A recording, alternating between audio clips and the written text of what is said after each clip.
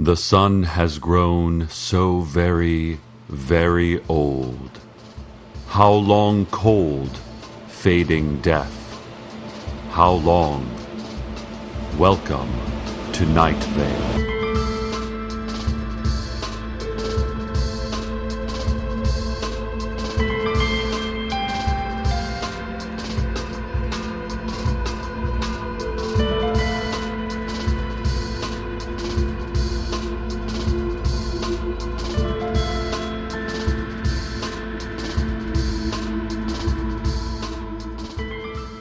Our top story. Last night's Night Vale PTA meeting ended in bloodshed as a rift in space-time split open in the Main Street Recreation Center auditorium, setting loose several confused and physically aggressive pteranodons. The glowing portal remained open and shrieked incessantly, an unholy sound that witnesses say resembled noisy urchin children caught in a combine harvester and then slowed down and amped up through some kind of open-source, easy-to-use audio editing software. The pteranodons mostly attacked women with glasses. Authorities are still unsure why, as Night Vale's only flying dinosaur expert, Joel Eisenberg, still has not recovered from last year's bout with throat spiders.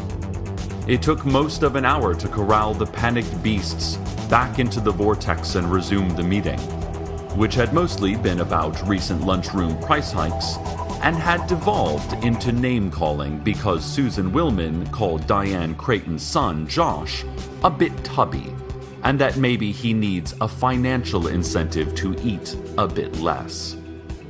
In this reporter's opinion, Susan Willman is dangerously obsessed with the New York Times best-selling Freakonomics books. Dangerously so. Fortunately, no one was injured or killed in the incident, although experts from Timothy's Auditorium Repair Contractors, Inc. estimates close to $750,000 in damage has been done to the rec center auditorium, and that cost includes free storm windows and a complimentary seasonal insulation consultation. It's election season again, and you know what that means. Sheriff's secret police will be coming by to collect certain family members so that everyone votes for the correct council seats and there's no confusion.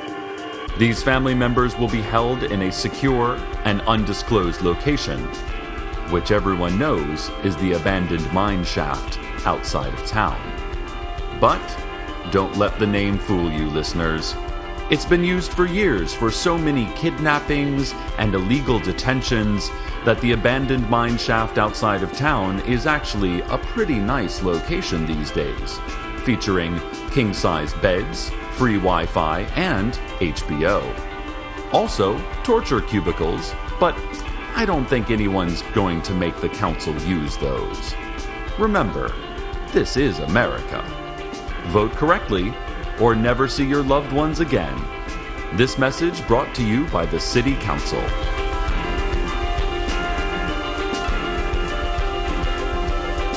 The Night Vale Daily Journal today announced that due to the recent economic downturn, they will start running ads on the front page. Any business interested in running one of these Platinum Premium ads should contact editor Leanne Hart. Hart mentioned that they have also created a write-your-own news story program for interested citizens.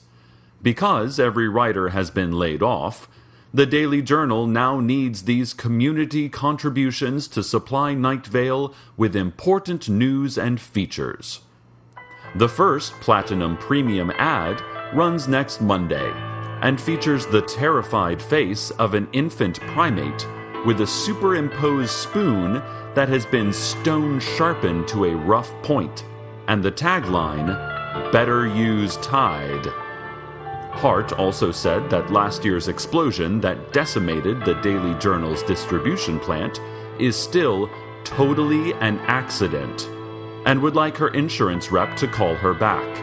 Please, call her back.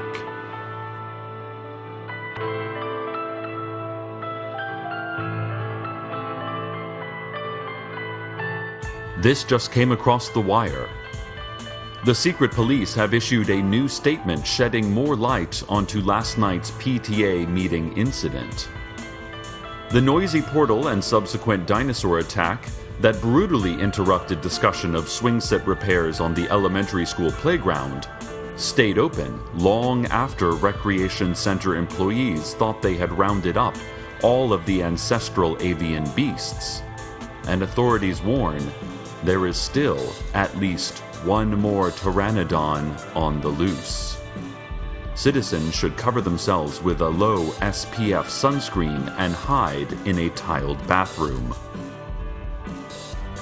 Several curious handball players in the court next to the auditorium actually popped their heads into the portal just to see what was on the other side of the vortex, and came back dramatically changed. The players aged several thousand years in what bystanders experienced as only a few seconds. Those handball players now straddle the unenviable border of millennially wizened and cripplingly insane. Since psychological and emotional damages are no longer considered valid claims by the greater medical insurance community, we are still reporting 0 injuries. We'll update you as further details surface in our special ongoing and very special coverage of Pteranodon Attack Gate. Are we safe from dinosaurs? No way.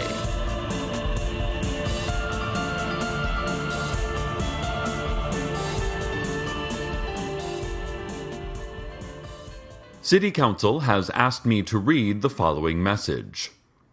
If you notice strange auras around any of the following objects in your house: blender, shower head, dog, husband, wife, table, chair, doorknob, baseboard, vacation souvenirs or photos, collectibles of any kind, especially those depicting or involving horses, DVDs, especially Cliffhanger, There's Something About Mary, and The Wire 4th season, and any bagged lettuce from California or Mexico, please report to the council for indefinite detention. Speaking of the city council, it voted this week to remove the large lead-plated door from the northeasternmost crook of Radon Canyon. You know, the area pulsing with green light and sotto voce basso humming. Proponents of the measure called the large yellow emblem and red lettering that spelled out "Danger, Plutonium, Do Not Open Door, Risk of Death" were, at worst, an offensive eyesore and, at best, a hacky sci-fi cliché. Many Night Vale citizens attended the meeting, including, it was said, several angels. Although no angel is admitted to have been present for the city council meeting or any other event ever, for that matter. Old woman Josie agreed with the measure, adding that lead is a health hazard, and that the old door was nothing but a ticking time bomb. According to the meeting minutes, Josie said, "That old door. Ooh, that door. Someone's gonna get some kind of lead poisoning." Carlos, beautiful Carlos, tragically shorn of his locks, reportedly was the only dissenting voice, but it is not clear he actually opposed the measure, as the minutes only report him stating, "There is no time, no more time," into a black rectangle in his hand, and then running, winded, from the community hall. According to old woman Josie, he was still absolutely perfect and smelled of lavender chewing gum.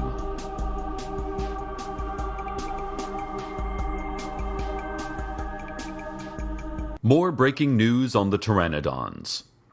We humbly offer the following retractions from our previous reports. Secret police are now reporting that the offending beasts were not pteranodons after all, but pterodactyls. Also, pteranodons aren't even dinosaurs, as this station previously stated, just winged reptiles that lived about 70 million years after pterodactyls. Finally, earlier we reported a death toll of 0, when, in fact, the number is closer to 38. We regret these errors. It's almost football season, and the Night Vale Scorpions are gearing up for a defense of their high school division title. But really, as long as we beat Desert Bluffs, fans and hooded figures alike will feel just fine. Coach Nazar Al-Mujahid told reporters he's particularly excited for the progress junior quarterback Michael Sandero made during the offseason, after that sentient lightning bolt struck him and gave him the strength of 2 Jeeps and the intelligence of a heavily concussed Rene Descartes. But if Night Vale is going to beat their bitter rivals this year and stave off the government-administered pestilence that follows a losing season record, Sandero will have to improve his accuracy. Last year, Sandero only completed 2 out of 130 pass attempts, most notably because he was in advanced stages of cerebral palsy and because his throwing hand had been removed due to several overdue library books. Apparently, the off-season lightning strike had healed Sandero of his terminal ailments and court-ordered amputations, and he's ready to take on Desert Bluffs, which is probably the worst team ever. God, they're dreadful. And now, an editorial. Let's talk for a moment about apartment building etiquette. Now, I myself live in an apartment building, and there is a compassion and acceptance you have to have for a certain level of annoyance. It's people in close proximity to each other, and so there will be some things that you don't like and still have to let go. But other things are absolutely unacceptable. For instance, a certain level of strange radiating light or heat on shared walls is expected. But any oozings or visible membranes are rude and thoughtless to all of your neighbors. Gibbering, howling, and chants in long-dead languages are the kind of thing that is fine at 1 p.m., but absolutely not fine at 1 a.m. We are all in this together. Put your trash in the cans, not in the hallway leading to the cans. Put on some clothes when standing in front of your windows, and keep any rituals or crazed experiments to hours in which no one is trying to sleep. It doesn't have to be hard. We have a very unexpected treat today, dear listeners. Live in the studio, we have one of the mysterious hooded figures often seen around town. We did not actually invite him here. He just was waiting for us when we unlocked the studio this morning. He has not moved nor spoken since then, and I'll be honest, I am only guessing that he is a he, because physical attributes are hard to determine under these robes, and the face is entirely hidden in shadow, as empty and as black as the void of space. But hey, we're doing radio. He's in a radio station. Let's see if we can get an interview. Mr. Hooded Figure, how are you doing today? Ah, okay. Care to comment on the recent expansion of the Forbidden Dog Park? Any comments at all? Anything you'd like to tell the ordinary folk of Night Vale about your organization?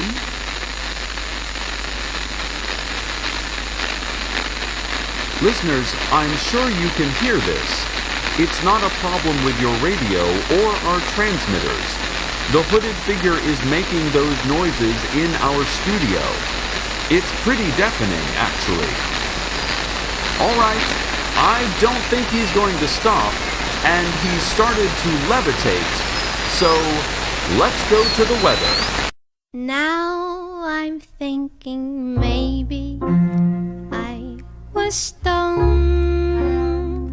I felt my feet lift off the ground, and my heart was screaming.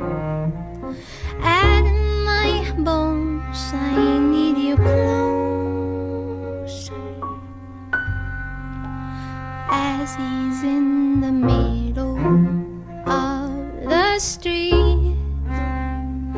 Then I pretend he's mine to keep. Cars are running fast on both sides of his head. His eyes they close, closer, closer.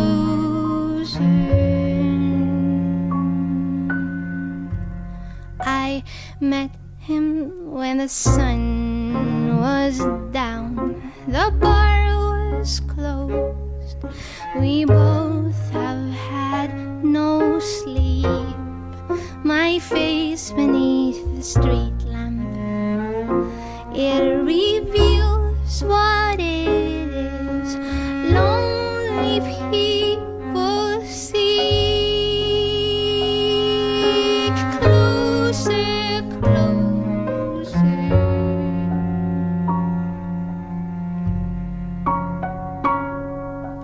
Closer, closer.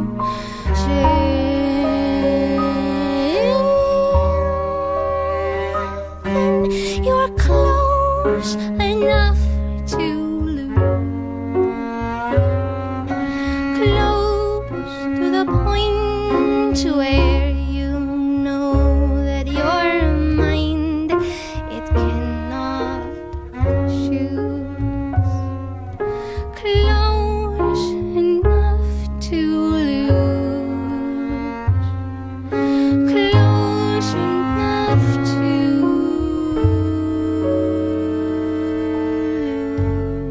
lose your heart. Now I'm thinking maybe I was stoned. I felt my feet lift off the ground, and my heart was screaming at my bones. I need you closer, closer, closer.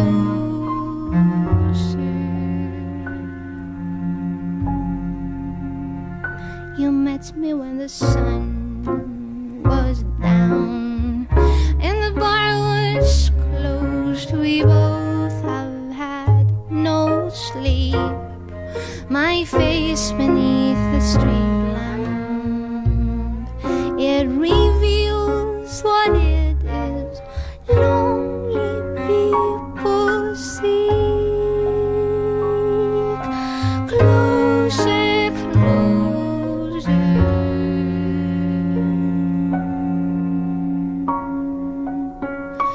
Closer, closer.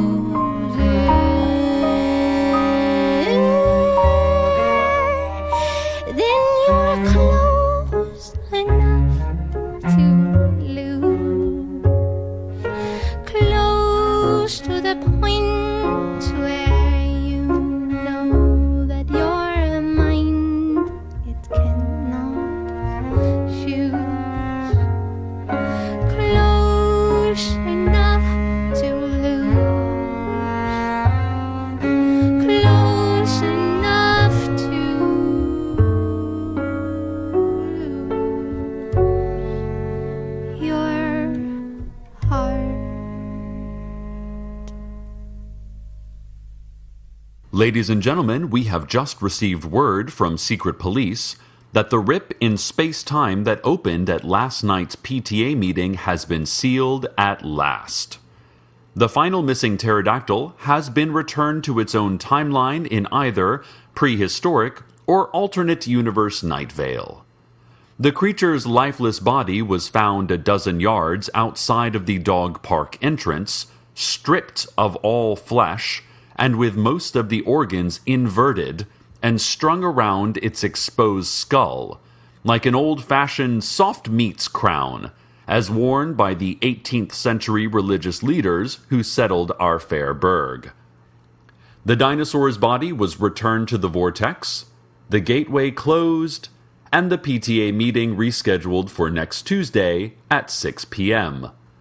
That meeting will continue to address the important issue of backpacks and whether or not they are causing autism. There will also be a memorial service for the 38 parents and teachers who lost their lives in the attack, followed by a raffle. Remember, winners must be present at the time of the drawing to claim their prizes. City Council and Secret Police have issued a reminder that Night Vale citizens of all species and all geologic eras are not to enter, look at, or think too long about the dog park. This reminder, they say, is completely unrelated to anything that may or may not have happened today. Coming up next, stay tuned for our 1-hour special, Morse Code for Trumpet Quintets.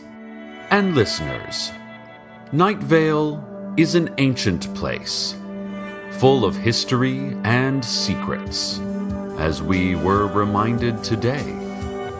But it is also a place of the present moment, full of life and of us. If you can hear my voice speaking live, then you know we are not history yet. We are happening now. How miraculous is that?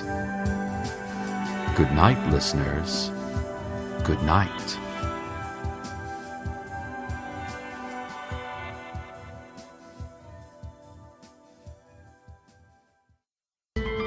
Welcome to Night Vale is a production of Commonplace Books. It is written by Joseph Fink and Jeffrey Cranor and produced by Joseph Fink. The voice of Night Vale is Cecil Baldwin. Original music by Disparition. All of it can be downloaded for free at disparition.info. This episode's weather was Closer by The Tiny. Find out more at thetiny.net. Check out commonplacebooks.com for more information on this show, as well as our books on the unused story ideas of H.P. Lovecraft and what it means to be a grown-up. Today's proverb: what has 4 legs in the morning, 2 legs at noon, and 3 legs in the evening? I don't know, but I trapped it in my bedroom. Send help.